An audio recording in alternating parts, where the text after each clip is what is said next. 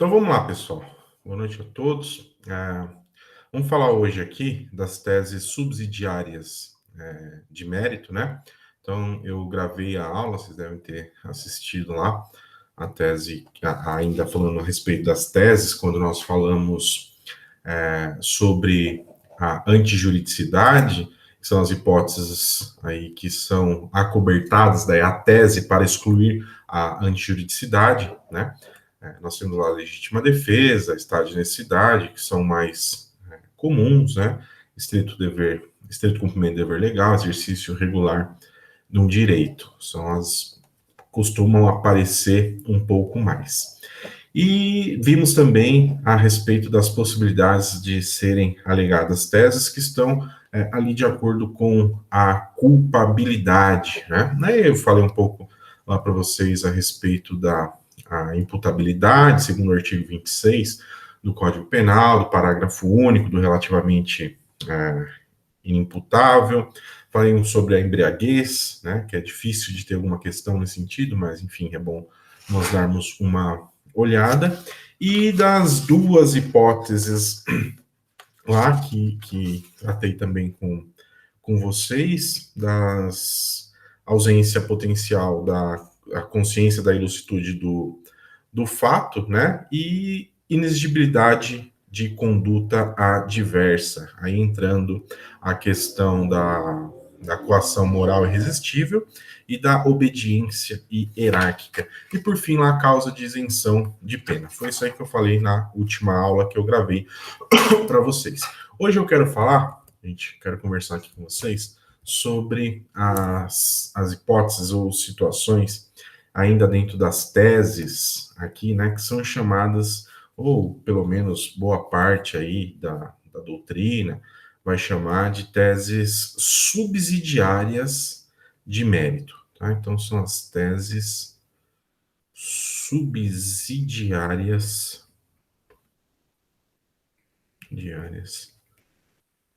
de mérito. Vejam só, qual que é a grande diferença aqui, numa situação importante? É que as teses principais de mérito, elas, geralmente, ela vai levar aí uma atipicidade da conduta, um afastamento das causas de antijuridicidade, ou então ela vai influir na culpabilidade do sujeito, né, trazendo aí a possibilidade de uma sentença absolutória imprópria, onde o juiz aplica medida de segurança. Já as causas subsidiárias de mérito, elas não trazem essas hipóteses, né? Então pode ser que a gente continue ainda tendo um fato típico, ilícito ou culpável, e exista aqui algumas situações, algumas possibilidades que vão trabalhar no sentido de melhorar a situação do sujeito. E a primeira coisa que eu quero que vocês guardem aí, gente, que as teses subsidiárias de mérito, elas não são aqui excludentes. Elas não são excludentes das teses principais. Então, ela não afasta, uma não afasta a outra. De modo que eu posso ter minhas teses principais de mérito, por exemplo, eu posso tratar aqui de uma situação do artigo 17 do crime impossível, tá? O crime impossível, a gente sabe que ele afasta o quê? Ele afasta a tipicidade da conduta. Só que eu posso trabalhar aqui de forma alternativa as teses subsidiárias de mérito, tá? Então não é porque eu estou dizendo, olha, que o sujeito não praticou o crime porque existia a impropriedade absoluta do objeto, ou ineficácia absoluta do objeto, ou impropriedade absoluta do meio, que eu não posso, logo abaixo aqui, tratar das teses subsidiárias, então, de mérito. Isso é muito comum, tese subsidiária de mérito, tá?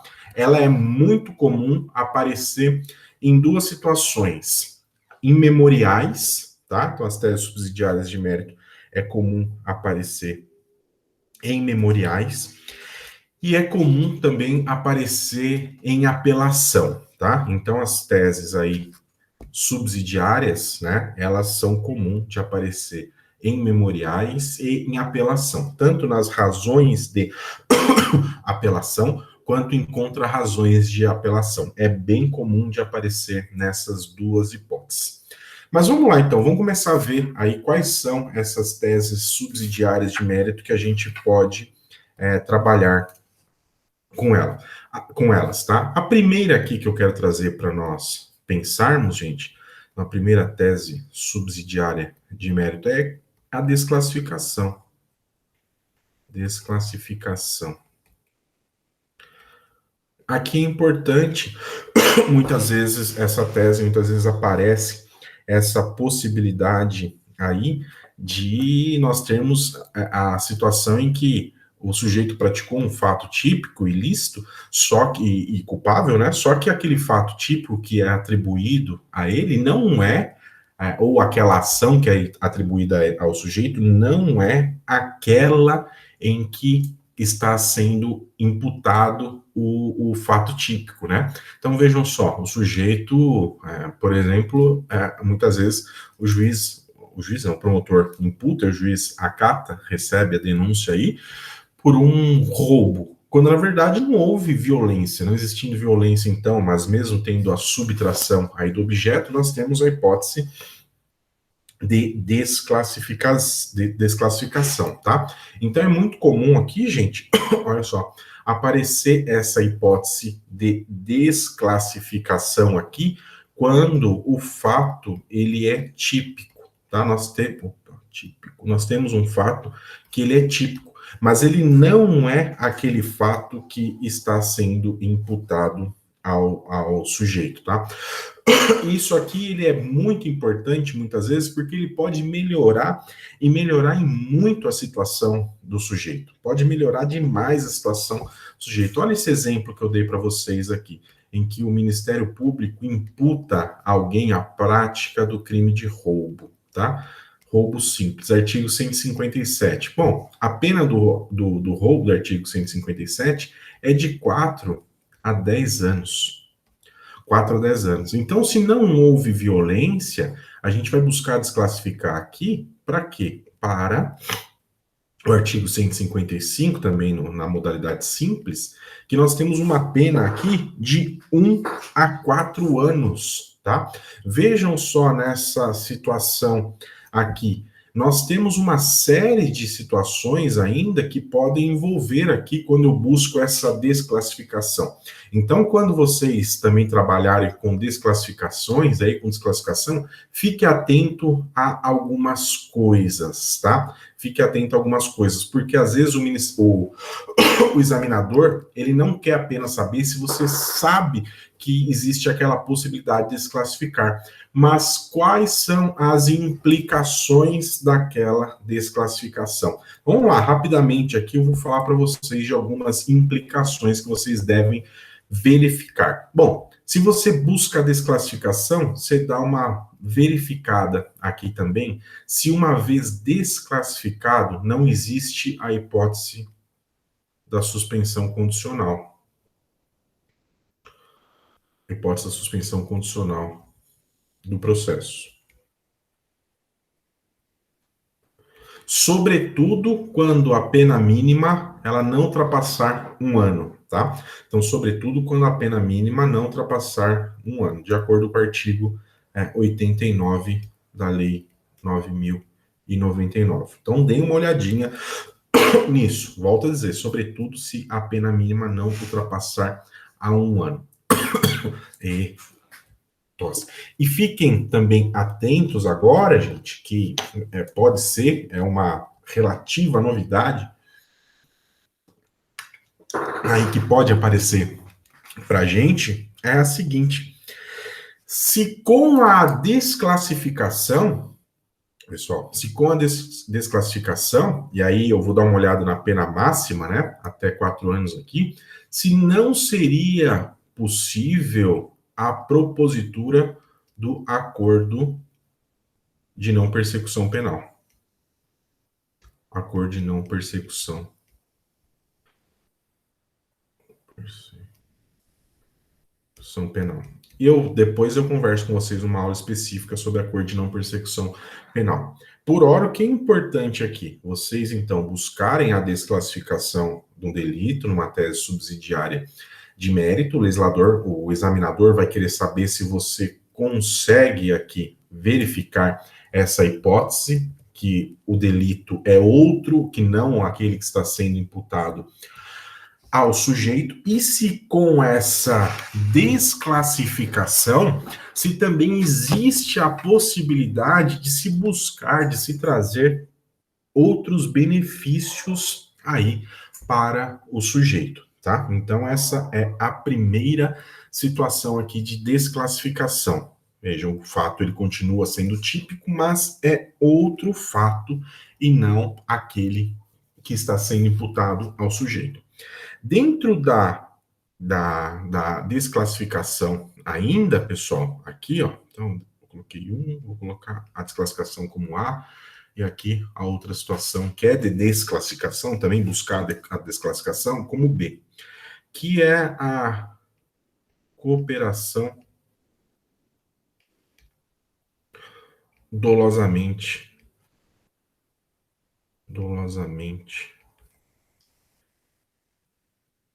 cooperação dolosamente distinta. Cooperação dolosamente distinta, tá?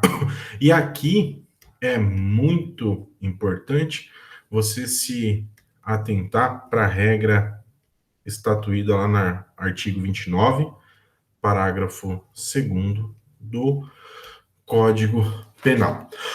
Bom, nós temos o Código Penal, aqui o artigo 29, ele está tratando a respeito do concurso de agentes, né, concurso de pessoas, e a teoria que o Código Penal adotou para o concurso de agentes, ela é conhecida de teoria unitária. Bom, a teoria unitária vai dizer o quê? Que todas as pessoas que concorrem para o crime, elas respondem por aquele mesmo crime. Então, se o autor do delito, Suelen, se o autor do delito, ele praticou lá o crime de roubo, o partícipe, em tese, também pela teoria unitária, né, ele também responde pelo crime de roubo. Só que existem situações, e essa situação que é trazida aí no parágrafo 2º do artigo 129, que o sujeito ele quis praticar crime, mas ele quis praticar um crime menos grave. E não faz sentido se o sujeito quis praticar um crime menos grave, aplicar a teoria unitária e fazer que ele responda também pelo crime de roubo. É muito comum aparecer essa teoria unitária, gente, não a unitária, na verdade, né? Aqui a exceção no parágrafo 2º do artigo 29, com o seguinte exemplo: o sujeito sai para praticar crime de furto, tá? E o partícipe, né? Ele somente foi para conduzir o veículo e prestar apoio na condução do veículo. Chegaram lá na casa da pessoa, né? Parou o carro, o veículo, desceu um sujeito que pularia um muro, entraria lá para subtrair algumas coisas daquela residência, né? Só que, inesperadamente, a vítima que não estava em casa, ela chega. E o sujeito, ele acaba por matar a vítima. Ele subtrai as coisas e mata a vítima ali. Vejam, nós temos o quê? Aí temos um latrocínio. O sujeito que estava lá fora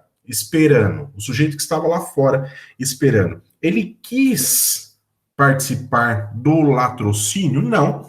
Ele quis participar do quê? Ele quis participar de um delito menos grave, que é o furto. Neste caso aqui, nós temos uma separação, de modo que o autor do delito vai responder pelo crime de latrocínio, né, que é uma forma qualificada do roubo, qualificação pela uma qualificadora pela morte, e o sujeito que ficou do lado de fora, o partícipe, ele responde pelo crime de furto. Então, é uma exceção que nós temos aí à teoria unitária, de modo que também pode-se buscar nessa hipótese uma desclassificação para o sujeito, né, com base no artigo 29, parágrafo 2º do Código Penal. No máximo que aplica esse sujeito é um aumento da pena se a infração praticada fosse previsível, né? Então é o máximo.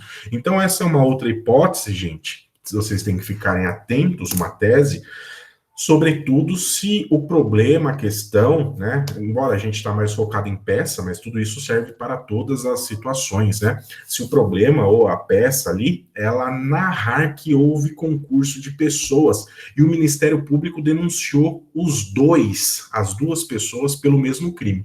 Aí é muito importante você verificar qual é a vontade ou qual era a vontade da pessoa que você está representando ali, que pede para você elaborar uma peça ou trazer argumentos jurídicos em relação àquela pessoa. Então, trouxe concurso de agentes, dê uma olhada se a pessoa que você está representando não queria praticar crime menos grave.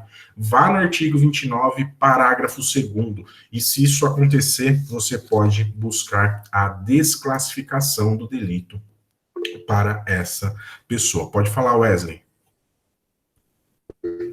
Professor, nessa mesma hipótese que você colocou aí, se a pessoa estivesse armada, na verdade eles queriam fazer o crime de roubo na ação, e houvesse o latrocínio, eu poderia usar essa tese mesmo assim, ou... Pode usar, você pode usar. Poderia? O sujeito responder pelo roubo na modalidade ali, não é simples, é circunstanciada no parágrafo 2º-A, pelo porte de arma, né, do sujeito, mas não pelo latrocínio, tá? Não pelo latrocínio. Então, você usa essa tese. Pode falar, Wesley. Entendi. Você usa essa tese primeiro. Não, entendi. Mesmo é porque você pensa, se eles estavam armados, todos tinham ciência da arma em si, eles teoricamente teriam um dolo eventual ali, né? Não, mas aí... Isso é uma cabeça mais de acusação. Sim, a única coisa que você pode colocar aí, e ainda como subsidiária da subsidiária, que você vai tratar, tá? Você vai buscar aí a subsidiária desclassificação. E aí você vem com a subsidiária da subsidiária dentro dessa mesma tese, é que se o juiz entender, ou ele entendesse que a prática de um latrocínio era previsível, que somente aplicasse a causa de aumento de pena para o seu cliente, mas não enquadrasse ele no latrocínio. Latrocínio, perfeito. Tá? Certo. Então, beleza, essas são as duas hipóteses que nós devemos buscar e verificar aqui para a desclassificação, tá? Agora, são as teses de mérito, de subsidiárias de mérito também, que elas costumam ser aqui um pouco mais comum. O mais comum que eu digo que vai aparecer com mais frequência, sobretudo, volto a dizer, sobretudo, se você tiver aí pela frente memoriais ou apelação, recurso de apelação, ou contra-razões de apelação, né? Então, são as teses que podem aparecer aí. Então, nós vamos lá. É mais apelação, na verdade, né? Contra-razões de apelação costuma, às vezes, ser um pouco mais difícil, até porque na contra-razão de apelação, se cair também é sucesso, né, gente? Pode cair, pode sair pro abraço, pelo menos penso eu, que tirando a estrutura da peça que você tem, nós vamos passar por isso mais à frente, ali, você tem que defender a sentença do juiz, né? Todos os argumentos já estão lançados lá, eles são mais fáceis. Vamos lá, então. A segunda hipótese aqui de tese subsidiária é referente à dosimetria. Dosimetria da pena. Veja, então essa aqui, ó, nós vamos chegar nessa hipótese aqui somente depois de termos percorrido as teses principais de mérito. E já adianto para vocês, tá? A hipótese aqui de dosimetria da pena, vocês nunca vão discutir dosimetria da pena, essas hipóteses de tese subsidiária de mérito, em resposta à acusação. Por favor, em resposta à acusação, não discutimos aqui, não se discute em resposta à acusação dosimetria da pena, tá? Nós não vamos discutir dosimetria da pena. Então, vamos lá, falar a respeito da dosimetria da pena. Quando nós falamos, então, da dosimetria da pena, a gente vai ver que existem algumas circunstâncias, algumas situações que vão aparecer aí para a dosimetria da pena, para se realizar a dosimetria da pena. E nós sabemos também que a dosimetria da pena, ela acontece aí em 3 fases, né? São 3 fases para se realizar a dosimetria da pena, de acordo com o artigo 68 do Código Penal. Então, o juiz, para fixação da pena, ele tem que percorrer aí essas 3 fases, né? Chamado, então, de sistema trifásico. A primeira fase aqui, quando nós falamos da dosimetria da pena, é lá das circunstâncias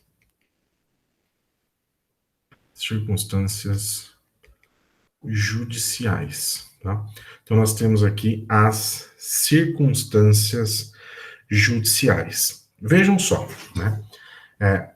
E aqui, geralmente, pensando nas circunstâncias judiciais, né, nós vamos falar das circunstâncias judiciais favoráveis. O que interessa para nós são as circunstâncias judiciais favoráveis. As circunstâncias judiciais são aquelas que estão no artigo 59 do Código Penal. Tá? Então, estão lá no artigo 59 do Código Penal. Vou abrir aqui para ler para vocês. Não sei de cabeça, mas não sei a ordem muda. Então, vamos abrir o artigo 59. Olha só, diz assim, então, o juiz, atendendo aí aqui vem, quais são as circunstâncias judiciais? A culpabilidade, os antecedentes, a conduta social, a personalidade do agente, aos motivos, as circunstâncias e as consequências do crime, bem como o comportamento da vítima, ele estabelecerá, conforme seja necessário, o suficiente para a reprovação e prevenção do crime. A primeira coisa, então, é a seguinte: se o juiz falar que alguma das circunstâncias judiciais elas estão ou ela está presente, qualquer uma delas, você tem que se atentar para uma questão. O juiz, ele deve motivar qual que é essa circunstância judicial, tá? Não pode o juiz somente falar que está presente circunstância judicial, alguma circunstância judicial, ela é desfavorável ao réu, e com isso ele exasperar a pena, ou seja, ele aumentar a pena desse sujeito. Ele pode aumentar a pena do sujeito em razão da circunstância judicial, só que ele deve fundamentar, né? Isso deve ficar fundamentado, ele deve ser bem fundamentado, tá? Então, por exemplo, aqui, ó, as consequências do crime. Quando o juiz fala das consequências do crime, tá? Eu falo, o crime, ele trouxe, ou ele tem consequências graves. Geralmente, muitas vezes, o juiz fala de consequência do crime, tratando do crime de forma abstrata, do tipo penal. O juiz fala, por exemplo, o roubo, ele tem consequências deletérias, tá? É verdade. Ele fala isso de forma abstrata, só que o juiz ele deve se atentar a isso no caso prático. Então, isso deve ser fundamentado. Então, se você verificar que o juiz ele aumentou a pena considerando alguma circunstância judicial desfavorável ao réu, verifique se isso está fundamentado. Se não tiver fundamentado, você vai rebater isso, claro, desde que isso vai ser em sede de apelação. Agora, se você estiver fazendo um memorial, por exemplo, tá? Se você estiver fazendo um memorial, se você verificar que as circunstâncias judiciais, elas são favoráveis, o que você vai pedir aqui? Circunstâncias judiciais favorável. Você vai pedir que o juiz aplique a pena no mínimo legal permitido, tá? Então, no mínimo legal permitido. Então, olha aqui, né? O exemplo do roubo que nós demos acima. O roubo é de 4 a 10 anos a pena. É majoritariamente o entendimento que o juiz não pode abaixar a pena nessa fase para aquém do mínimo legal, nem mesmo subir, aumentar além do máximo legal permitido. Então, se todas as circunstâncias judiciais forem favoráveis, você vai requerer aí que, em caso de condenação, a aplicação da pena mínima. Então, você vai requerer a aplicação da pena mínima, tá? Porque todas as circunstâncias são favoráveis. O que cai muito, tá? Pelo menos nas últimas provas aí que eu estudei, ela caiu muito, é a hipótese da reincidência. Pessoal, a hipótese da reincidência caiu demais, tá? Demais aqui. Então, o juiz, ele aplica aqui, ele vem aqui para os antecedentes do sujeito, né? Então, ele vai pegar como antecedentes do sujeito aí outros processos, tá? Então, vejam só, a gente tem que ficar bem esperto, bem atento a isso, para nós não sermos induzidos a erro. Então, o juiz nessa primeira fase, muitas vezes ele já fala, elevo a pena do sujeito, tendo-se em vista aí os seus maus antecedentes. Na verdade, aqui não é nem reincidência, é maus antecedentes, tá? Ele maus antecedentes. Daí ele vai falar que o sujeito ele está respondendo a um inquérito policial, muitas vezes, tá? Inquérito policial, ou ele tem uma outra ação penal em curso. Ele vai fazer isso para aumentar a pena do seu cliente aí, do sujeito, tá? Ele pode fazer isso? Não, não pode fazer isso. E por que que ele não pode fazer isso? Primeiro, que o sujeito não é reincidente, tá? Ele não é reincidente. Segundo, aqui, pessoal, isso aqui é importante, se você colocar isso, já ganha um ponto com o examinador. Se te colocar aqui a súmula, é uma súmula de jurisprudência, é lógico, mas do Superior Tribunal de Justiça, a 444. Súmula 444 do Superior Tribunal de Justiça. A súmula 444 vai dizer assim que é vedada a utilização de inquéritos policiais e ações penais em curso para agravar a pena base, tá? Então, súmula 444 do STJ. É vedada a utilização de inquéritos policiais e ações penais em curso para agravar a pena base, porque o sujeito não sofreu condenação ainda, ele está respondendo, e pelo princípio aí da presunção de inocência, então, que nós temos, né, esse sujeito só pode ser considerado reincidente ou como tendo maus antecedentes, se ele tiver uma condenação, não é o caso, né, uma condenação transitada em julgado. Então, se cair uma questão assim, tá? Vocês podem citar a súmula 444 do STJ, sempre vai trazer assim que o juiz, em razão de inquérito policial, o sujeito responde, ou então por outra ação penal em curso perante a vara da criminal lá da Casa do Chapéu, o juiz agravou a pena base pelos maus antecedentes. Você pode rebater com base na súmula 444 do STJ. Então, isso aqui na primeira fase da dosimetria da pena. A segunda fase, então, aqui da dosimetria da pena, nós sabemos que o juiz ele vai analisar as circunstâncias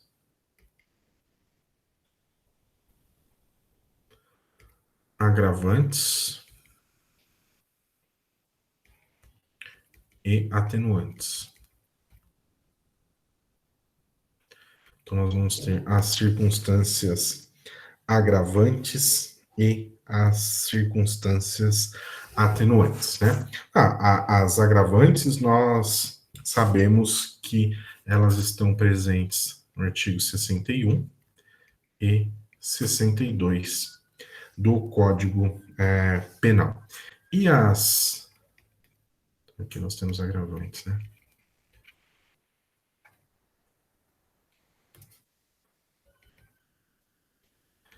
Atenuantes, artigo 65, também do Código Penal. O grande problema aqui, pessoal, é que não existe uma determinação legal qual que é a fração que o juiz deve aumentar ou reduzir de pena frente à presença de uma agravante ou de uma atenuante, né? Então, de modo que, assim, o que ficou mais ou menos consignado aí, que o STJ, inclusive decisões do STJ, mas isso não é simulado, tá? São algumas decisões, é que na presença de agravantes ou atenuantes, o juiz, ele aumenta em 1/6 ou diminui em 1/6 aí a pena do sujeito, tá? Então, o que você tem que ficar esperto aí, só atento? É dentro de uma possível proporcionalidade, dentro de uma possível razoabilidade. De modo que não é possível o juiz, não é que não é possível, só não é razoável o juiz, diante da presença de uma agravante, ele aumentar a pena desse sujeito na metade, tá? Aumenta a pena do sujeito à metade, aumenta a pena do sujeito em 2/3, por exemplo. Isso não existe, essa possibilidade. Então, vocês fiquem atentos aí para ver se o juiz, diante dessa presença de agravantes, se ele não está aumentando acima do mínimo legal. E verifique se as hipóteses de agravantes mesmo estão lá no rol do artigo 61 e 62 do Código Penal, se não está nada fora. Porque às vezes pode aparecer uma questão que o juiz considerou uma agravante, uma situação que não é agravante, né? Então isso aí é bem importante nós verificarmos. E aqui é importantíssimo, né? É importantíssimo nós verificarmos quando nós falamos da agravante, e aqui sim, essa é a hipótese aqui, as situações do sujeito do reincidente, né? Vou primeiro ler para vocês o artigo 63 aqui do Código Penal. É importante quanto ao reincidente ou à reincidência. Verifica-se a reincidência quando o agente comete novo crime depois de transitar em julgado a sentença, que no país ou no estrangeiro tenha condenado por crime anterior. Tá? Então, vocês ficarem espertos aí, ó, com a hipótese da reincidência. As pessoas costumam achar, claro, não é o caso de vocês, né? Mas vamos deixar isso bem claro, que o simples fato do sujeito ter cometido um crime, ter sido condenado por aquele crime e ter um outro processo em andamento, ele é reincidente, né? Inclusive, eu costumo ver, essas coisas incomodam o professor de direito, né? As pessoas, quando ficam bravas aí, quer dar um tapa na orelha do outro, não sei o que, quer matar. Eu vou gastar meu réu primário, né? Você não vai gastar seu réu primário se você der um tapa na orelha de alguém, se matar alguém. Você continua sendo, tecnicamente, primário, de modo que o sujeito ele pode ter uma condenação e ter 10 processos ou inquéritos em curso que ele não vai ser considerado reincidente. Somente é reincidente o que? O sujeito que comete novo crime, depois transitada em julgado, sentença que no país ou no estrangeiro tenha condenado por crime anterior, tá? Então, fiquem atentos a isso, a essa questão. Somente é reincidente se o sujeito tiver uma nova condenação por outro crime, tá? E também costuma aparecer pegadinha aqui em prova da OAB e demais provas às vezes, da seguinte: fala que o sujeito ele foi condenado anteriormente por contravenção penal, tá? Vejam, a dicção do artigo 63 é clara. Diz que considera-se reincidente o sujeito que foi condenado por crime, tá? E não por contravenção penal. E depois ele é condenado novamente por crime e não por contravenção penal. Então, isso é importante. E outra questão importante, gente, é a seguinte, né? É a seguinte, que a reincidência, ela não é permanente, né? A reincidência, ela não gera efeitos, ou ela não gera consequências permanentes. Ela não vai gerar consequências permanentes, né? O artigo 64, inciso 1, aí diz que a reincidência, né? O sujeito ele é considerado reincidente se ele pratica um novo crime dentro de um período aí de 5 anos. Olha só, não se consideram. Então, para o efeito de residência, não prevalece a condenação anterior se entre a data do cumprimento e extinção da pena da infração posterior tiver decorrido o período de tempo superior a 5 anos. Então, se já decorreu 5 anos aí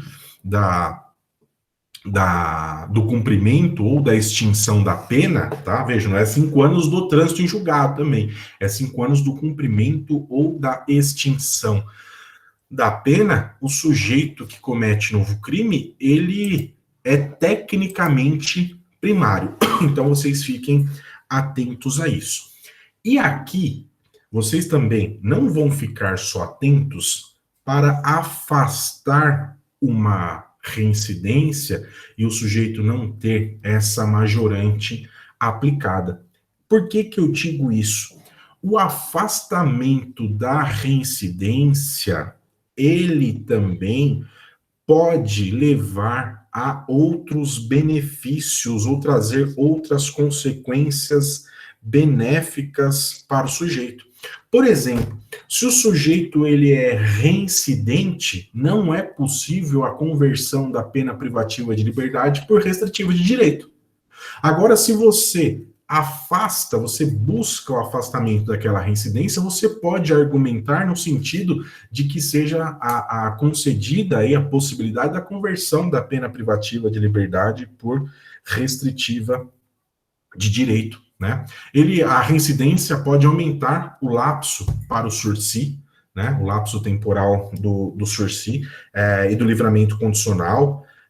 Então, existem várias circunstâncias, aí, várias possibilidades, também hipótese, inclusive hipótese de transação penal, né? Você tem que verificar aí que não é só afastar a reincidência para buscar uma aplicação da pena mais baixa, mas, para além disso, você deve verificar quais são os outros benefícios, as outras consequências que o afastamento da reincidência pode trazer para o sujeito. Por fim, aqui, a terceira fase, tá? A terceira fase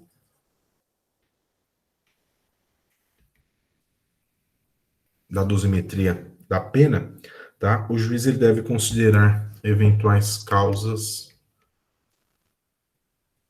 de aumento e diminuição. Causas de aumento e diminuição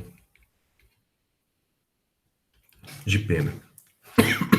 Então, nós temos aqui as eventuais causas de aumento e diminuição de pena.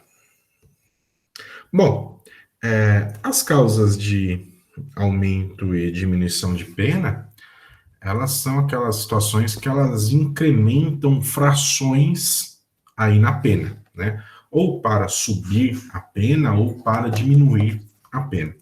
Só lembrando aqui que nós temos a hipótese, a possibilidade das causas de aumento e diminuição, ela trazer a pena para baixo do patamar do mínimo legal e também para aumentar acima do mínimo legal. Existem algumas circunstâncias, a grande maioria das circunstâncias, elas estão ali dentro do próprio tipo penal, né? Dentro do próprio tipo penal. Por exemplo, o roubo circunstanciado. Você pega lá o roubo, se ele é utilizado, ele é cometido com arma de fogo, de acordo com o artigo 157, parágrafo 2º-A, inciso 1 do Código Penal, vai ter um aumento aí de pena de 2/3, tá? Então, geralmente está no crime. O crime vai falar, o tipo penal vai falar, se o crime for cometido de tal maneira ou de tal maneira, aumenta-se de tanto. Ou então, se for tal consequência, aumenta-se tanto o crime. Ou, da mesma forma, também diminui o crime em porcentagem, desculpe, na fração tal de 1/3, 2/3. Então, nós temos essa diminuição da pena, mas também existem aí as causas de diminuição, ou causa de diminuição genérica, né? E é muito comum nós termos aí uma causa de diminuição genérica, e às vezes aparece aí, que é do arrependimento posterior. Do arrependimento posterior. O arrependimento posterior que está no artigo 16, ali do Código Penal, que vai trazer a possibilidade do sujeito que se arrepende posteriormente, aí tem os requisitos lá no 16, né? O crime não foi cometido com violência ou grave ameaça à pessoa, houve a reparação do dano, e essa reparação foi até o recebimento, até o oferecimento da denúncia, o juiz ele pode reduzir a pena de sujeito de 1/3 a 2/3, né? Então, essa aí é a hipótese, então, que nós temos da redução genérica, né? E ao lado dela também nós temos lá do crime tentado, né? Do crime tentado, está no artigo 18, não, desculpe, 14 do Código Penal.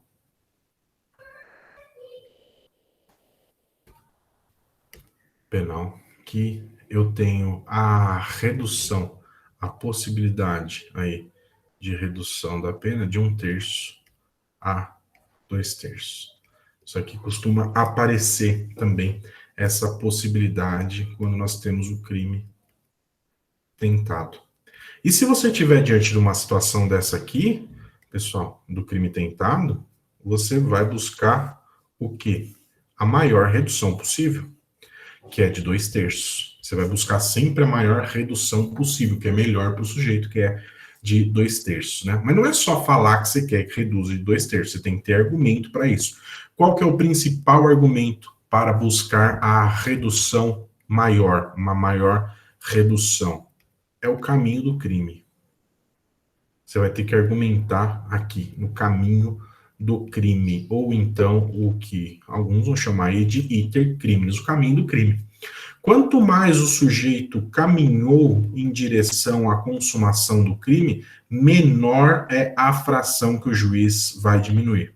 Quanto mais longe ele ficou aí da consumação do crime, maior deve ser a redução da pena, tá? Então, só um exemplo aqui para nós. O sujeito que queria matar o outro, no homicídio tentado, ele deu um tiro que sequer acertou a outra pessoa, né? Passou longe, muito longe. Vejam, ele ficou mais próximo de conseguir o resultado ou mais longe? Ele ficou mais longe. Quanto mais longe ele fica, maior é a redução. Então, maior é a redução da pena que eu devo buscar, tá? Maior redução da pena que eu devo buscar. Aqui, pessoal, ainda quando eu estou falando de aumento de pena e redução de pena, é muito comum, tá? É muito comum aparecer aí a hipótese, os casos de aumento de pena lá do roubo circunstanciado. Está no artigo 157, parágrafo 2º.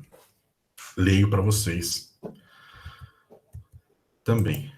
Vamos lá. Olha só, 157, parágrafo 2º. O que está dizendo aqui? 157 é o roubo, todo mundo sabe. O parágrafo 2º vai falar que a pena aumenta de 1/3 até a metade. Se há concurso de 2 ou mais pessoas, se a vítima está em serviço de transporte de valores de agente conhece tal circunstância, a subtração for de veículo automotor que venha a ser transportado para outro estado ou para o exterior, se o agente mantém a vítima em seu poder restringindo a sua liberdade, se a subtração for de substância explosiva, de acessórios, e se a violência de grave ameaça é exercida com emprego de arma branca. Vejam só, nós temos sete hipóteses ali de aumento de pena.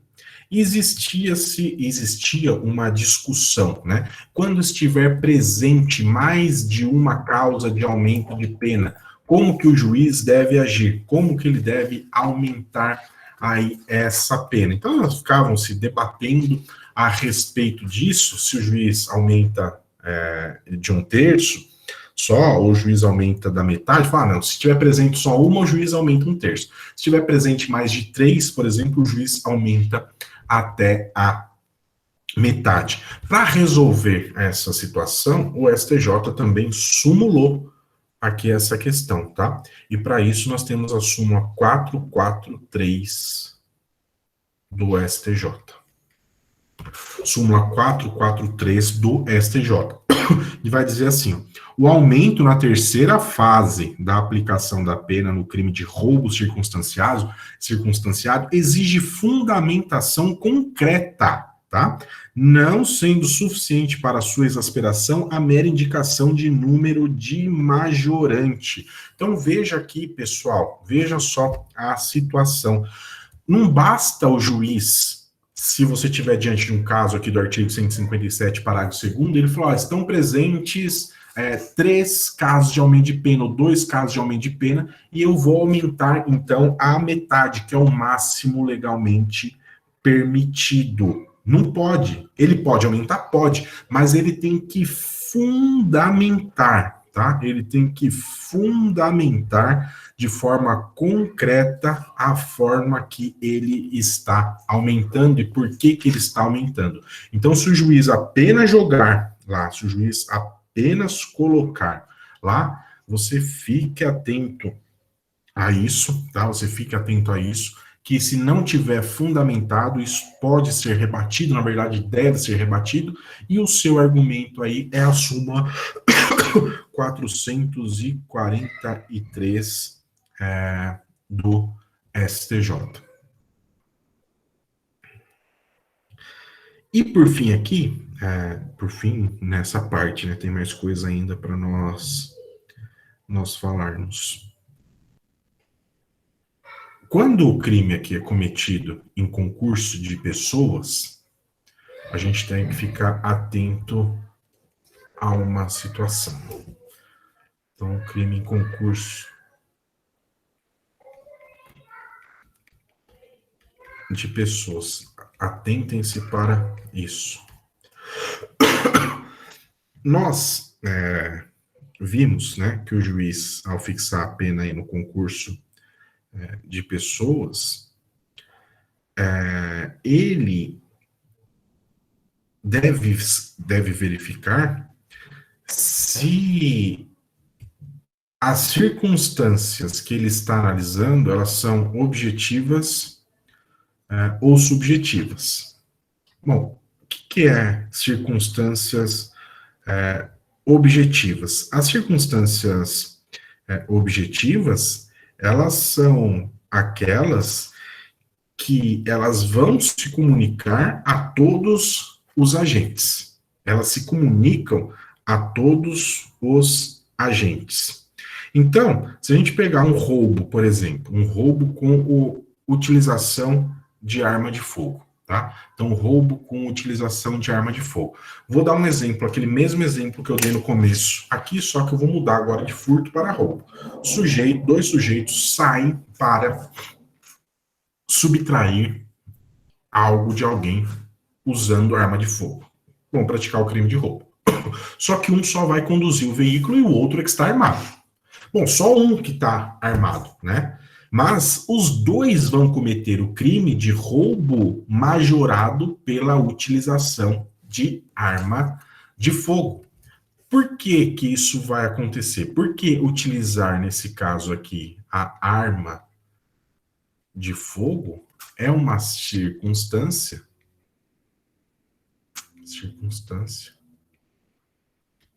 objetiva.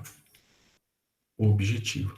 Então, todas as circunstâncias objetivas, elas vão se comunicar. De modo que aquele que ficou lá no carro, sossegadinho, só esperando o cara ir lá com o revólver, colocar o revólver na cabeça do outro, subtrair as coisas e picarem a mula, mesmo não tendo relado no revólver sequer, ele responde aqui de forma, pelas circunstâncias objetivas, que é esse porte de arma de fogo. Agora, as circunstâncias subjetivas, tá? As circunstâncias subjetivas, elas não se comunicam. A regra, né, é que as circunstâncias subjetivas, elas não se comunicam. Vejam só, nesse exemplo que eu dei para vocês, os dois saíram para praticar roubo, só que um deles estava armado. O roubo aqui, se ele for praticado contra o pai de um dos agentes, né, é praticado contra o pai de um dos agentes. Bom, crime praticado contra ascendente, segundo o artigo 61 do Código Penal, é uma circunstância que agrava a pena, é uma agravante. Mas ele é pai de um deles só, é pai de um deles. Ser pai, ser ascendente de uma pessoa é uma circunstância objetiva ou uma circunstância subjetiva? É uma circunstância subjetiva. Nesse caso, então, essa circunstância subjetiva aqui, ó, ela não se comunica. A circunstância, então, objetiva, ela não se comunica, tá? De modo que se eu tenho aqui o A e o B, ambos responderão pelo crime do artigo 157. 157, parágrafo 2º A. Inciso 1, que é utilização de arma de fogo. Só que a vítima era pai do B. Pai do B. Somente vai sofrer... meu Deus, desculpem. Somente vai sofrer a agravante aqui, o B, tá? Essa agravante somente em relação ao B. Ela não se comunica em relação ao A, por ser uma circunstância objetiva, tá? Por ser uma circunstância objetiva.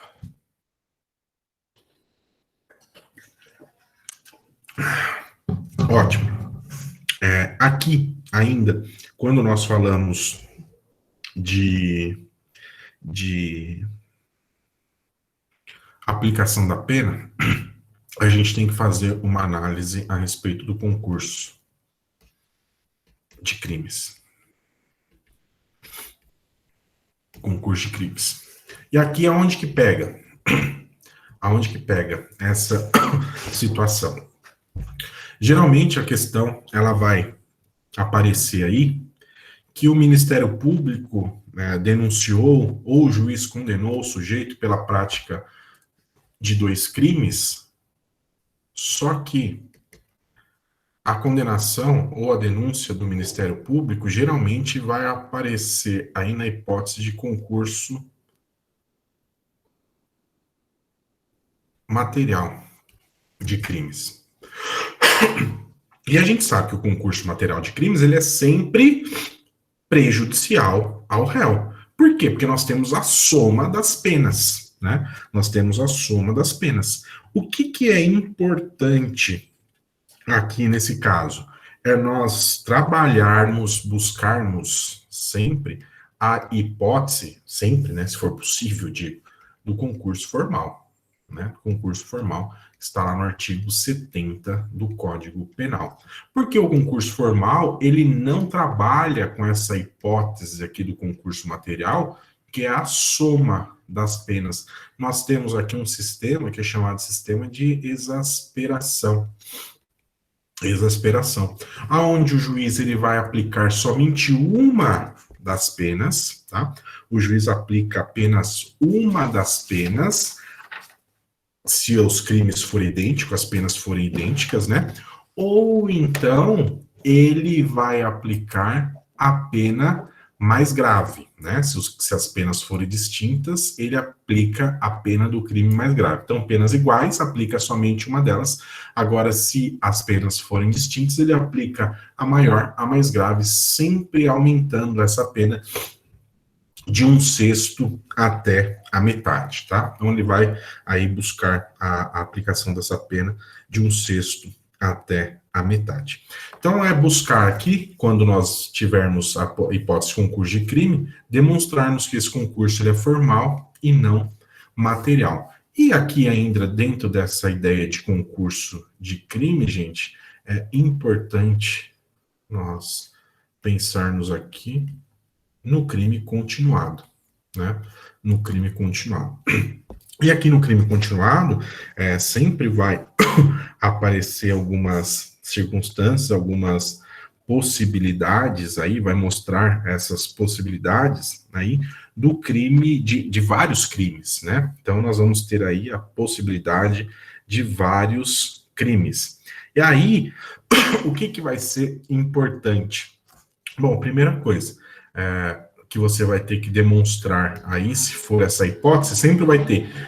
Se for tratar de crime continuado, é lógico que é no mínimo 2. No mínimo 2 crimes. Mas sempre a questão vai trazer mais do que 2 crimes. Sempre vai trazer mais do que 2 crimes, tá? Então, o que é importante aí verificar e demonstrar na sua peça quando você for tratar de crimes continuados, né? Ou do crime continuado. Primeira coisa é que são crimes da mesma espécie. Crime da mesma espécie. E aí, a corrente majoritária hoje, crime da mesma espécie, é o mesmo tipo penal.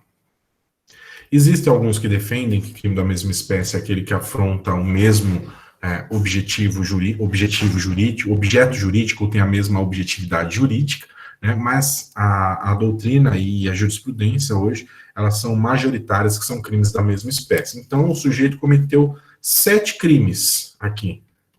7 crimes o quê? 7 furtos. 7 furtos. A outra hipótese que nós temos aqui, que deve ser demonstrada, hipótese não, na verdade é requisito que deve ser demonstrado, é que nós temos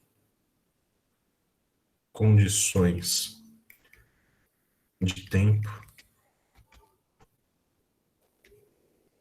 semelhante.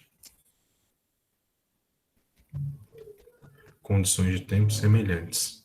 Bom, aqui é o tempo mesmo em que um crime e outro crime foi cometido. Jurisprudência também já fixou aqui que condição de tempo, tá? É aquele ou aqueles crimes que eles são cometidos dentro do intervalo de tempo aí não maior do que 30 dias, tá? Então, intervalo de tempo não maior do que 30 dias. A outra questão aqui é a semelhança de lugar. Então,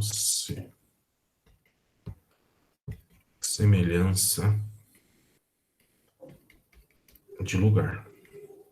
Quando está falando de lugar aqui, nós estamos falando de questões geográficas, né? Territoriais mesmo. E a jurisprudência também já decidiu que não é necessário a semelhança de lugar se na mesma cidade, mas pode ser aqui cidades vizinhas, cidades ou municípios contíguos, tá? Que eles estão próximos ali um do outro.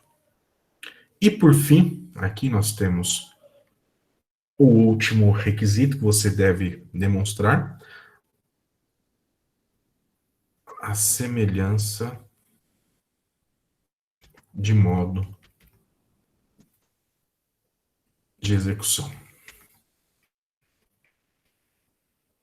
Semelhança de modo de execução. Então, a modo de execução tem que ser semelhante, né? Aqui pode dizer respeito à abordagem, por exemplo, se forem vários crimes de estelionatos. Sempre a abordagem do sujeito é a mesma para com as vítimas. O crime de furto, o crime é praticado sempre à noite, né, em sítios da vizinhança, o sujeito utiliza um pé de cabra para arrombar a porta. São as semelhanças, então, de execução. Então, essas hipóteses, quando aqui o problema narrar mais aí de um crime, gente, e vai ser mais que dois, muito provável que seja mais do que dois, e a possibilidade é grande aqui, tá? A possibilidade é grande de nós termos crimes contra o patrimônio, sobretudo furto e estelionato, tá? Os problemas sempre trazem aí referente furto ou estelionato, de você poder argumentar sobre o crime continuado com base no artigo 71 do Código Penal. Nessa hipótese, também o juiz ele vai aplicar a pena de um dos crimes, né, se forem idênticos, ou então ele aplica a mais, não vai ter como ser mais grave nesse caso, porque eu já disse para vocês que os tipos penais têm que ser idênticos para quem segue essa teoria, que crimes da mesma espécie são do mesmo tipo, né, do mesmo tipo, essa é o pensamento majoritário que nós temos hoje, então ele vai aplicar um deles, sempre aumentado aqui de 1/6 até 2/3. Deixa eu só confirmar se é 2/3 aqui, 71. Aumentar de qualquer, no caso de 1/6, isso, 1/6 até 2/3. Então, e sempre, qual que é a ideia? Você buscar que o juiz aplique a menor causa de aumento de pena possível, né? Fique mais próximo ali de 1/3. Então, essas são as hipóteses aqui que nós temos dentro da possibilidade de concurso de crimes. Pessoal, até aqui alguma dúvida? Se não tiverem dúvidas, eu já adianto para vocês que nós vamos começar a falar a respeito de regime inicial de cumprimento de pena. Simples também, é tranquilo, não tem muito problema, mas até aqui, se tiverem dúvidas, podem fazê-las, podem perguntar. Se quiser colocar alguma coisa, tá? Não tem problema. Bruno, por mim, tranquilo. Tranquilo? Por mim também. Pode falar, Felipe. Eu não lembro qual dos 3 que eu vi esses dias. Não tem um que, eu não sei em qual situação aí aumenta, triplica a pena, mas não lembro qual que é mais. Não sei se é no continuado, se é no material. Deixa eu ver aqui. Beleza. Bom, concurso...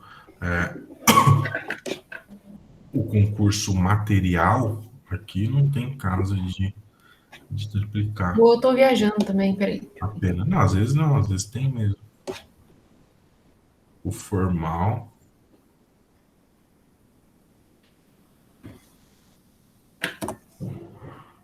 Eu não tô lembrado, Sueli. Se você lembrar alguma coisa, tem. Só se for algum crime específico, Sueli. Depois você dá uma olhada aqui. Ah, não, tá aí no parágrafo único do 71.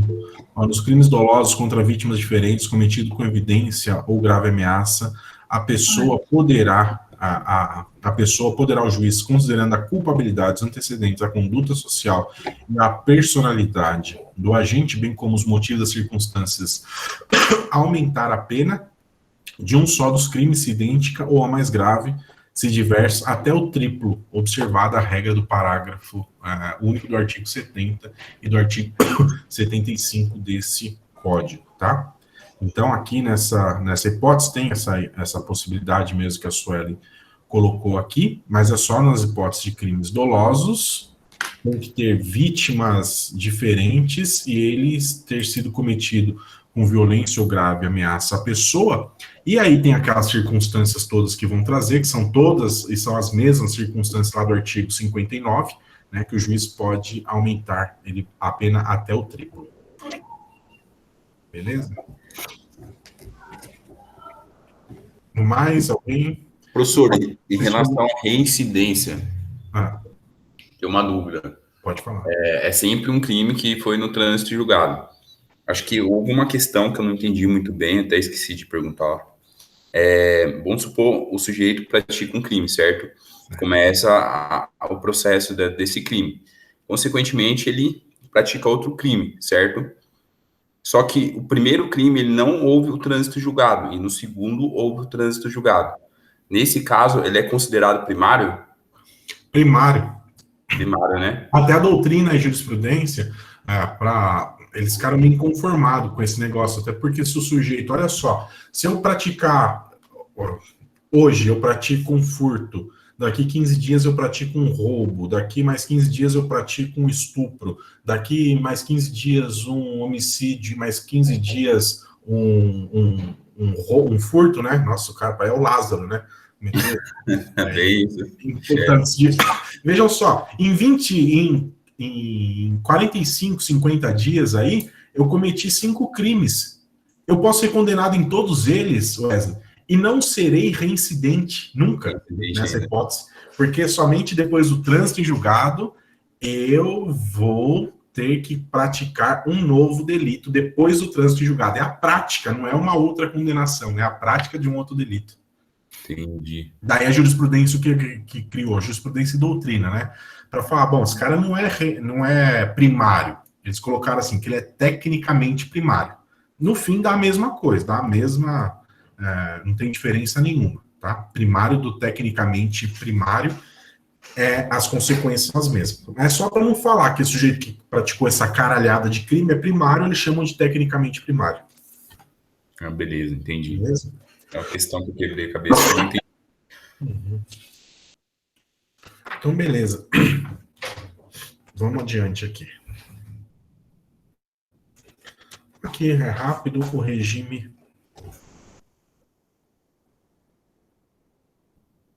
Só falar de uma próxima possibilidade de tese subsidiária aqui, que é o regime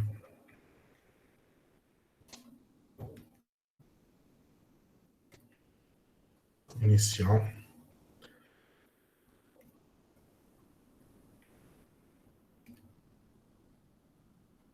de cumprimento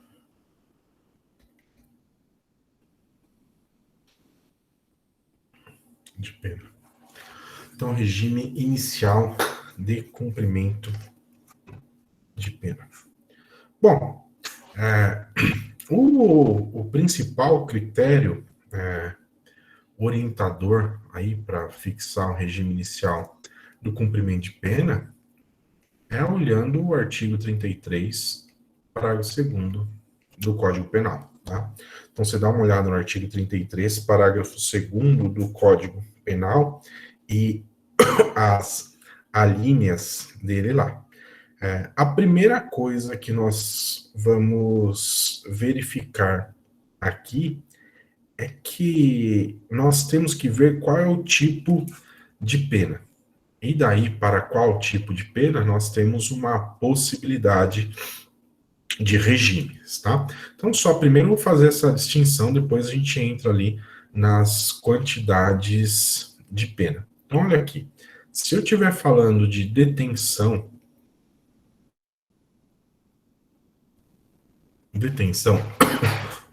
ou prisão simples,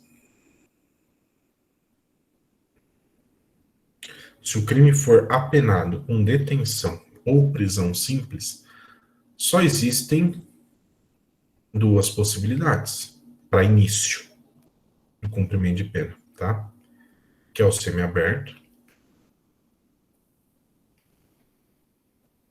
ou o aberto.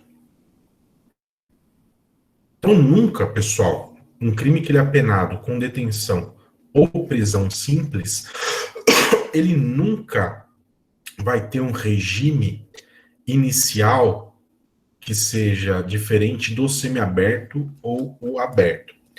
Ele não pode ir para o fechado? Pode, ele pode ir para o fechado. Em que circunstâncias? Em hipóteses de regressão de regime, tá? Mas dar início, ele não pode dar início. Então, detenção ou prisão simples, só cabe o semiaberto ou o aberto. Agora, se for reclusão.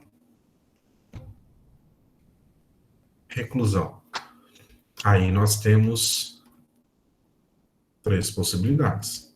É o fechado, o semiaberto e o aberto. fechado, semiaberto e o aberto, tá? Então, nós temos essas três possibilidades em caso da modalidade da pena ser de reclusão. Detenção e prisão simples somente pode iniciar no semiaberto ou aberto. Reclusão, fechado, semiaberto ou no aberto, tá? E aqui, gente, a gente tem que verificar a seguinte situação. Vamos começar aqui pela reclusão. A quantidade de pena, tá? Então, se a pena for até 4 anos,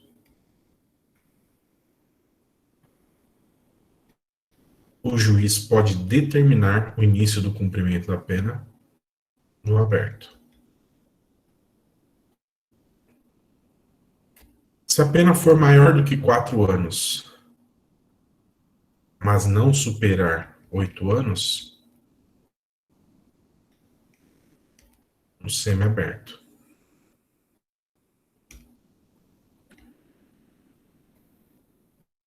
Semiaberto. E aí, pena? Vou colocar aqui, mudar só. Pena superior a 8 anos. Fechado. Fechado. Vejam só. Eu estou dizendo aqui que o juiz pode, né?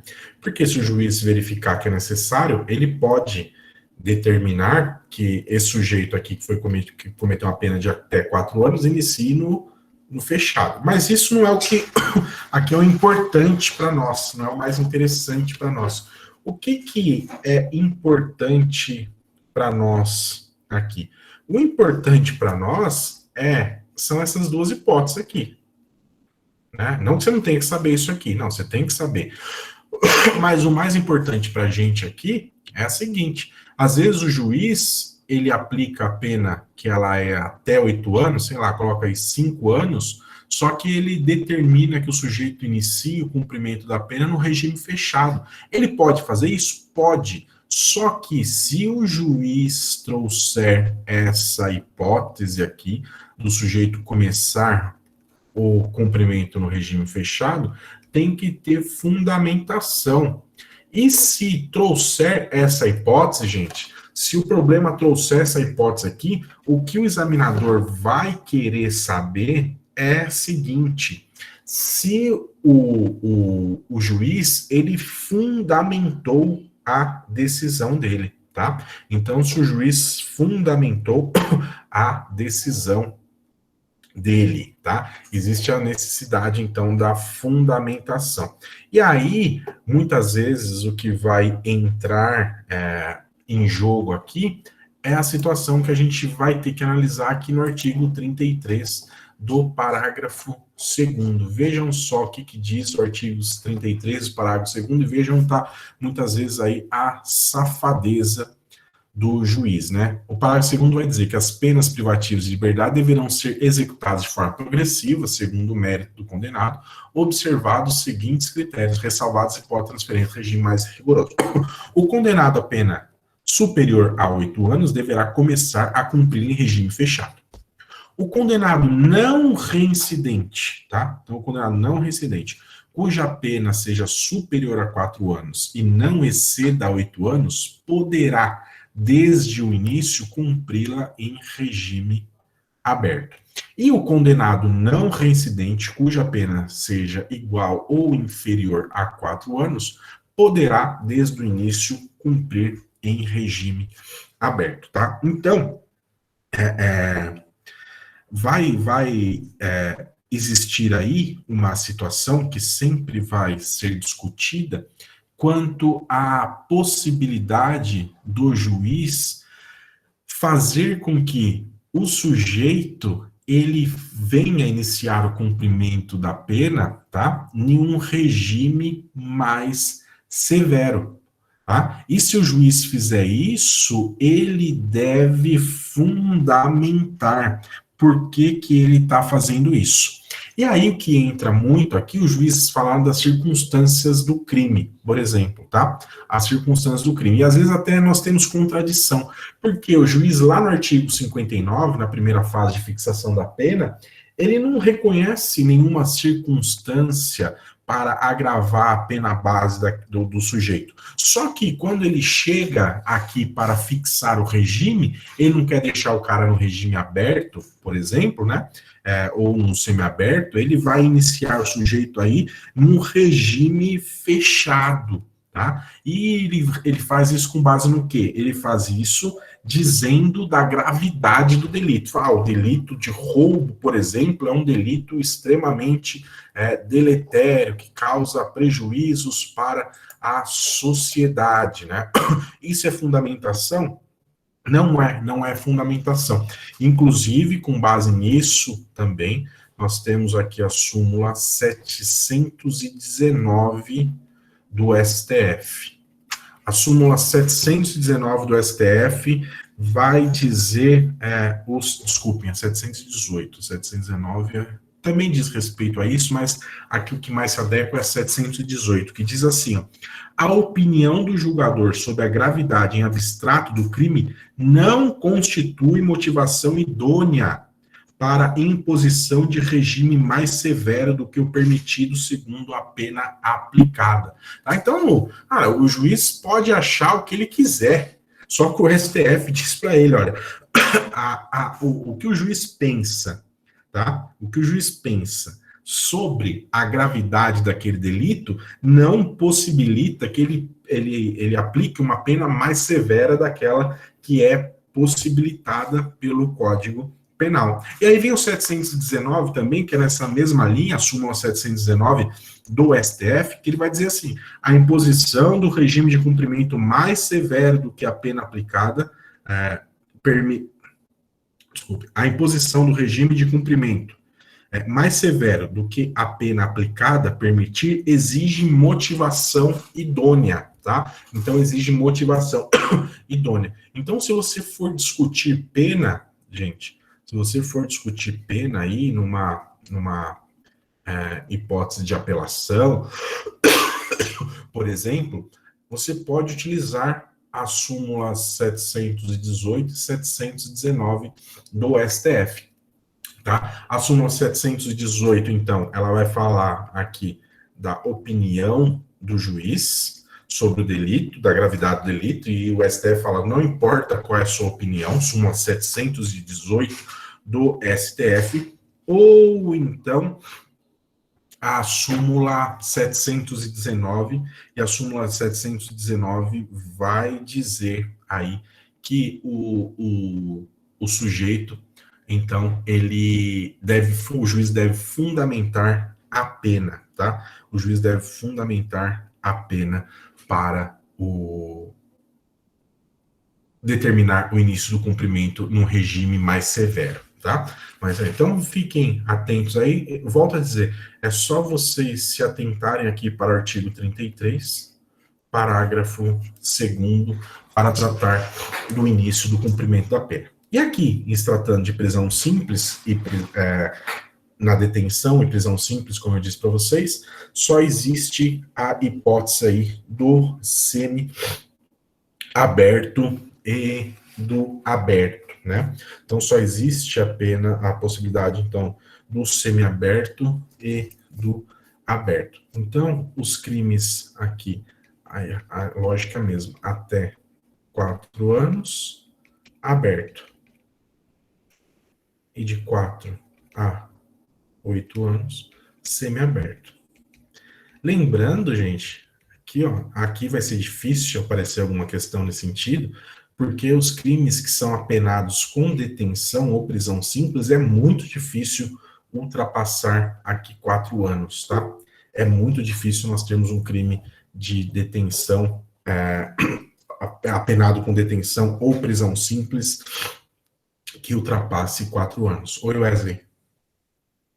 Professor, nesse caso da detenção, quebra a regra no sentido de violência doméstica, né? O juiz ele pode aplicar uma pena de prisão preventiva, por exemplo? Sim, pode. Pode sim, para prisão preventiva pode. Nos casos de hipótese de violência doméstica, pode sim. E beleza.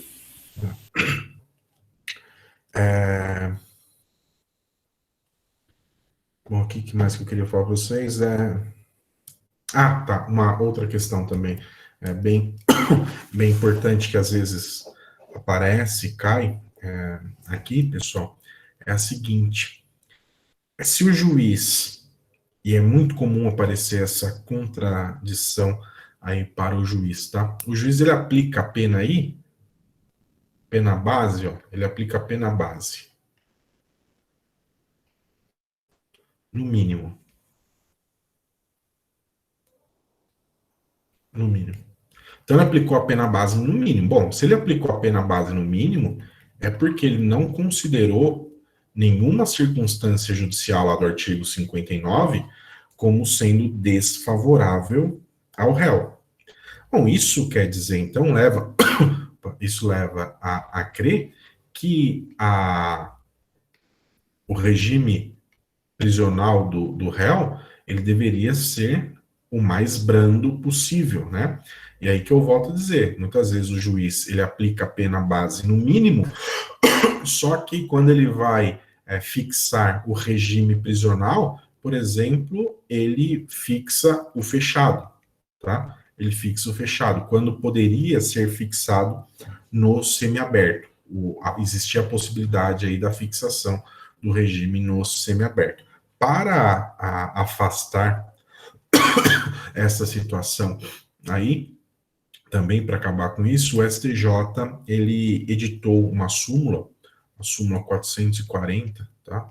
Então, súmula 440, deixa eu mudar a escrita aqui, que tá feio assim. Súmula 440,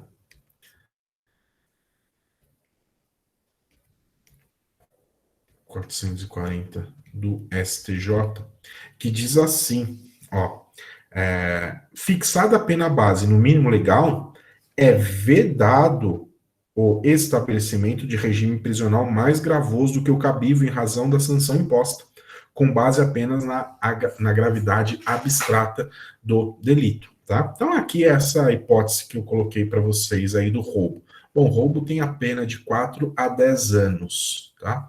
4 a 10 anos. Vejam só, 4 a 10 anos, o juiz fixou a pena desse sujeito aqui, que cometeu o crime de roubo, em 4 anos. Ele colocou a pena mínima para o sujeito, 4 anos. Bom, pena até 4 anos, o artigo 33, ele diz que ele pode iniciar aqui no regime aberto, né? Só que o juiz fala, o roubo é um crime grave, né? Então eu vou aplicar aí a pena, o início da pena, no regime semiaberto, por exemplo, ou no fechado, que é mais gravoso. O STJ veio e falou, não, olha só, súmula 440, fixada a pena base no mínimo legal, é vedado o estabelecimento do regime prisional mais gravoso do que o cabível em razão da sanção imposta com base apenas na gravidade abstrata do delito. Fixou no mínimo legal, o juiz não pode colocar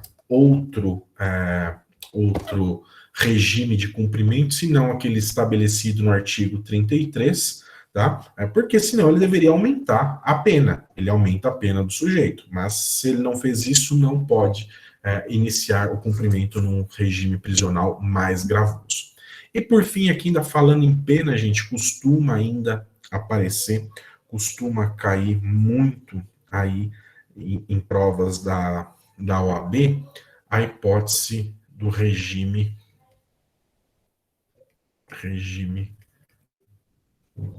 prisional dos crimes hediondos. Então, regime prisional dos crimes hediondos. Se você pegar a lei dos crimes hediondos, vai estar lá falando que o regime inicial de cumprimento da pena nos crimes hediondos obrigatoriamente é o fechado, tá? Obrigatoriamente é o fechado. Só que o STF, ele declarou inconstitucional esse dispositivo aqui, tá? E essa declaração de inconstitucional, embora tenha sido em controle abstrato, desculpem, no controle difuso de constitucionalidade, a gente deve buscar a aplicação do entendimento diverso, que é o do STF, né, e que grande parte da doutrina entende hoje, com base no julgamento do HC aí 111.840 do STF. O STF disse assim, então, olha, a obrigatoriedade do cumprimento da pena no início do cumprimento da pena no regime fechado, ele fere a individualização da pena, tá? De modo que é inconstitucional. Então, existe a possibilidade de o juiz fixar o regime semiaberto para uma pessoa que praticou um crime hediondo? Existe. Ou até mesmo aberto? Existe. Não existe qualquer tipo de impedimento. O que o juiz deve verificar, ainda que estejamos falando de um crime hediondo? As hipóteses trazidas no artigo 33, parágrafo 2º do Código Penal. Isso porque, então, o STF decidiu aqui no HC 111.840 que essa previsão ela é inconstitucional, tá? Então, nós temos aí inconstitucionalidade, o juiz deve observar isso. É muito comum, tá? O problema trazer para vocês, e o legislador, ele quer saber se você conhece essa decisão, legislador na cabeça, né? O examinador, ele quer saber se você conhece essa decisão do STF. Numa hipótese de crime hediondo, ele vai falar assim que o juiz fixou a pena, de acordo com o que determina a lei de crimes hediondos, o artigo 2º da lei de crimes hediondos, que a pena deve iniciar-se obrigatoriamente no regime fechado, né? O seu argumento de rebater é esse. Fala, não, né, o STF, no julgamento do habeas corpus 111.840, ele diz que isso é inconstitucional porque viola o princípio da individualização da pena, devendo seguir então, a regra do artigo 33, parágrafo 2º do Código Penal. E, por fim, aqui, quando nós falamos de fixação da pena, pessoal, existe mais duas questões, né, só, que devem ser observadas, que você deve observar aqui, e você pode pedir isso, dependendo da situação, que o juiz deve computar no caso, na verdade, descontar, né, o tempo de prisão provisória ou de internação provisória antes de fixar o regime inicial, né, isso aqui de acordo com o artigo 387, parágrafo 2º do Código de Processo Penal. Então, isso quer dizer o quê, né? Que o juiz ele vai fazer aí a detração, ele vai descontar, e esse desconto até para fixar o regime inicial do cumprimento da pena, né? E do que ele faz isso? Do tempo que o sujeito ficou preso provisoriamente. Então, olha só, o sujeito ficou preso provisoriamente por 4 anos. Um exemplo, tá? Ficou preso provisoriamente por 4 anos. É um absurdo, mas é só o nosso exemplo aqui. O juiz fixou a pena desse sujeito, lá no fim do processo, em 8 anos. Vejam só, ele ficou preso 4, já, o juiz fixou em 8. O que o juiz deve fazer? Diminuir esses 4. Né? Ele considera, então, só o que ele aplicou aqui, os 4 anos, para fixar o regime inicial, tá? Para fixar o regime inicial. Então, isso quer dizer que tem até uma hipótese aqui do juiz fixar um regime inicial aberto para esse sujeito, porque ele deve fazer, então, esse desconto aqui, ou o cômpito do tempo que o sujeito ficou preso preventivamente, ou então internado provisoriamente. E agora, por fim, a última tese subsidiária de mérito que pode ser alegada aqui, que você pode trabalhar com ela, que é a substituição.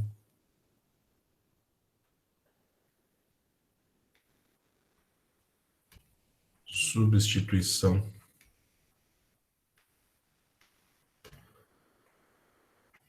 da pena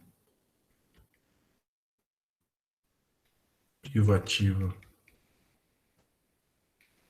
de liberdade por restritiva de direito.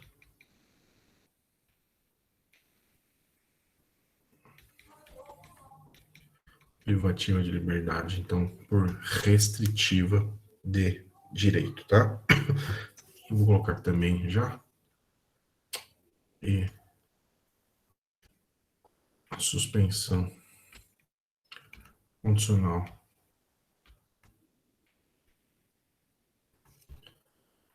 da pena. Então, são duas possibilidades aqui para você verificar, tá? Como é que você vai verificar isso aqui?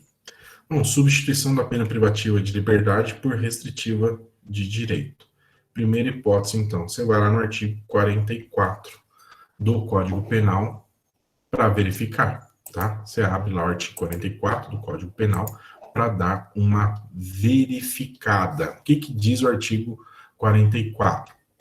Que as penas privativas de liberdade, elas são autônomas e substitui as restritivas de direito são autônomas e substitui as privativas de liberdade quando aplicada a pena privativa de liberdade não superior a 4 anos e o crime não for cometido com violência ou grave ameaça à pessoa ou qualquer que seja a pena aplicada se o crime for culposo. Então isso aqui é no final já da sua peça, sua última tese, na verdade uma das últimas teses que você vai trazer, está lá no artigo 44. Se você verificar que o crime que está sendo imputado ao acusado, ou então que você está buscando a desclassificação para o acusado aí, ele tem uma pena privativa de liberdade não superior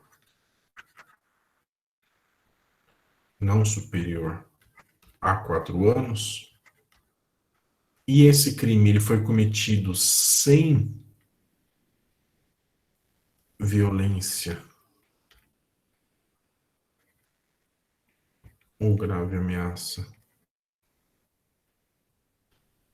à pessoa, você vai requerer o que para o juiz? Você vai requerer que, quando da aplicação da pena, ele substitua. Você vai requerer a substituição da pena privativa de liberdade pela pena restritiva de direito. É isso que você vai fazer o requerimento. Então, dê uma olhada no artigo 44 para ver se é cabível, tá? Se é cabível. E veja, a pena não supera a 4 anos, aqui nós estamos falando da pena aplicada, tá? Pena aplicada, não estou falando aqui da pena abstrata, não. É da pena aplicada. Você está buscando aí que seja aplicada uma pena mínima, como a gente já vem debatendo lá no começo. Uma das primeiras coisas que você quer que a pena fique lá embaixo, no mínimo legal. E se ela ficar no mínimo legal, existe a possibilidade da suspensão da pena privativa de liberdade por restritiva de direito. E por fim, gente, aí a última tese que vai ser verificada aí por você é se estão presentes os requisitos da suspensão condicional da pena. Isso é a última coisa, tá? Isso é a última coisa que você vai buscar, que é a execução, então, a suspensão condicional da pena. E qual que é possível, quando é possível a suspensão condicional da pena? Você vai lá no artigo 77 e vê: o condenado não é residente em crime doloso, a culpabilidade, os antecedentes, a conduta social, a personalidade do agente, bem como os motivos e circunstâncias autoriza a concessão do benefício e não seja indicado cabível a substituição prevista no artigo 44 do Código Penal. Então vejam, por isso que vem primeiro a sua tese subsidiária de mérito aí, solicitando, buscando, requerendo a substituição da pena privativa de liberdade por restritiva de direito,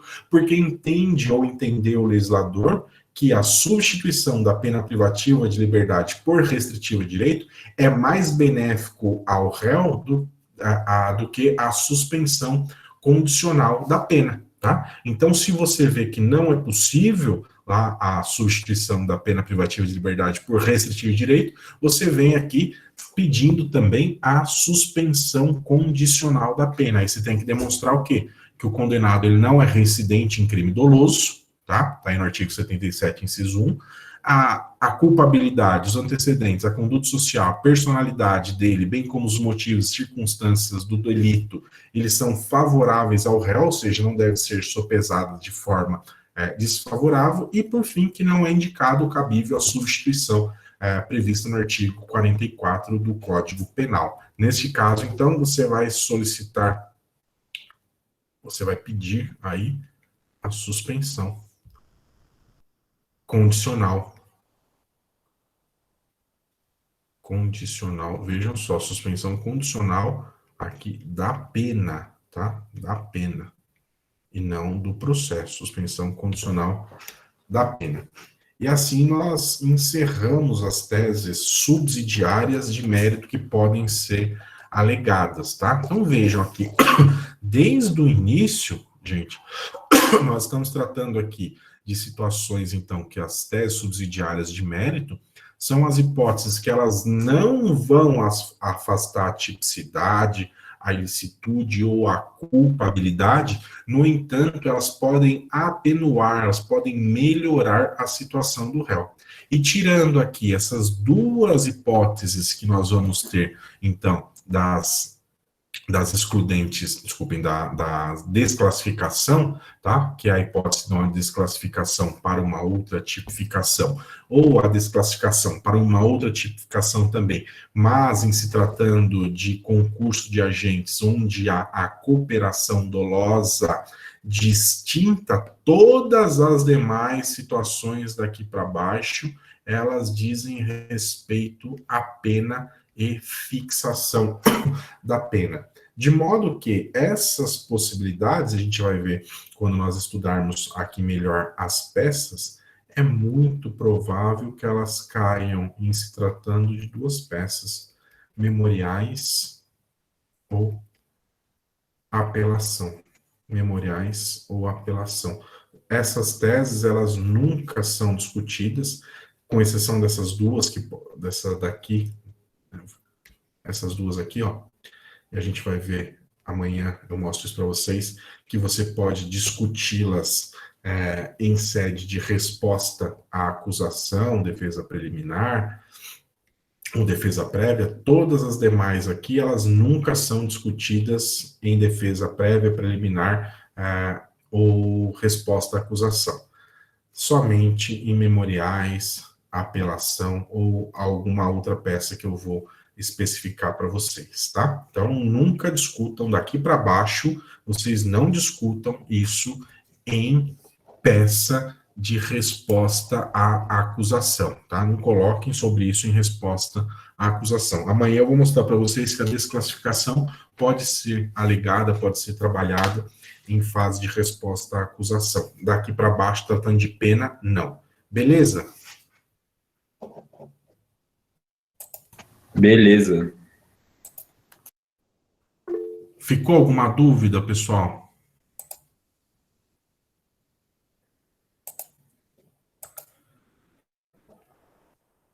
Sem dúvida, gente? Tudo certo. Então, beleza. Vocês são bons demais ou o professor explica muito bem? Vocês não têm dúvida? Então, beleza.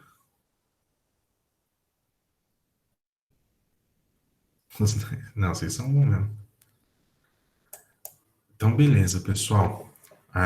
Eu ia tratar da resposta à acusação hoje, mas eu vou deixar para tratar amanhã sobre ela, que daí a gente só trata a respeito disso, tá? Não confunde a cabeça de vocês, senão a gente trata agora a resposta à acusação. Vocês acham que tudo que foi falado aqui pode ser alegado em resposta de acusação, não confunda a cabeça de vocês.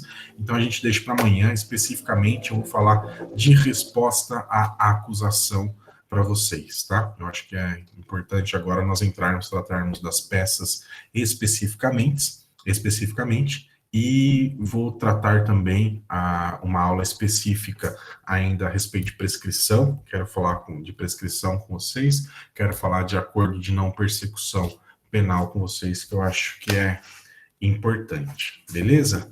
O que vocês acham que vai cair aí, gente? Vocês têm algum palpite?